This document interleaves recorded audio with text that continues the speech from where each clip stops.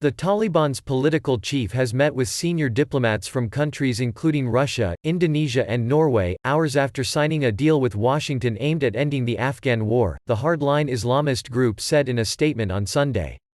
Saturday's accord was signed in the Qatari capital Doha by U.S. Special Envoy Zalmay Khalilzad and Taliban political chief Mullah Abdul Ghani Baradar, with U.S. Secretary of State Mike Pompeo on hand to witness the ceremony.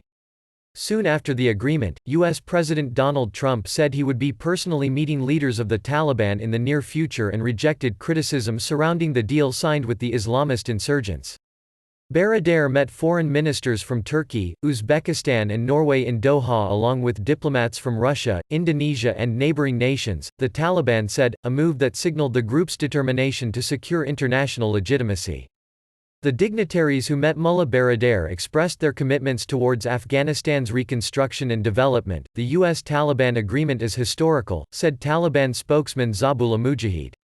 Baradar received congratulatory messages and thanked the ministers and diplomats for attending the ceremony, he said. In the agreement, the United States said it is committed to reducing the number of its troops in Afghanistan to 8,600, from the current 13,000, within 135 days of signing the deal, and working with its allies to proportionally reduce the number of coalition forces in Afghanistan over that period, if the Taliban adhere to their security guarantees and ceasefire. A full withdrawal of all U.S. and coalition forces would occur within 14 months of the deal getting signed, if the Taliban hold up their end of the deal, the joint statement said.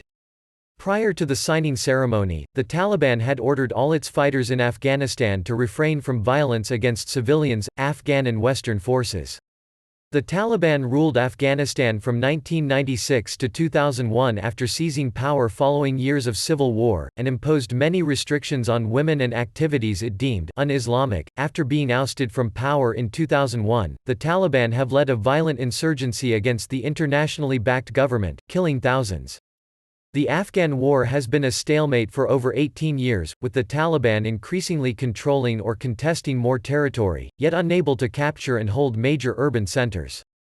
Trump came under sharp criticism for the deal from his former national security advisor, John Bolton, who said in a tweet that signing this agreement with Taliban is an unacceptable risk to America's civilian population, but Western diplomats in favor of the accord said it paves way to end the vicious circle of violence and opens the door to separate, wider talks between the Taliban and other Afghan political leaders, including government figures.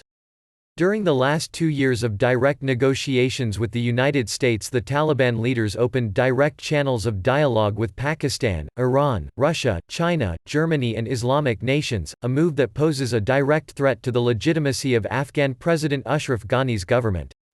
The fanfare around the signing ceremony proved that many countries are willing to start fresh talks with Taliban leadership. They are also working fast to secure the validation too, said a senior U.S. diplomat who was present at the signing ceremony in Doha.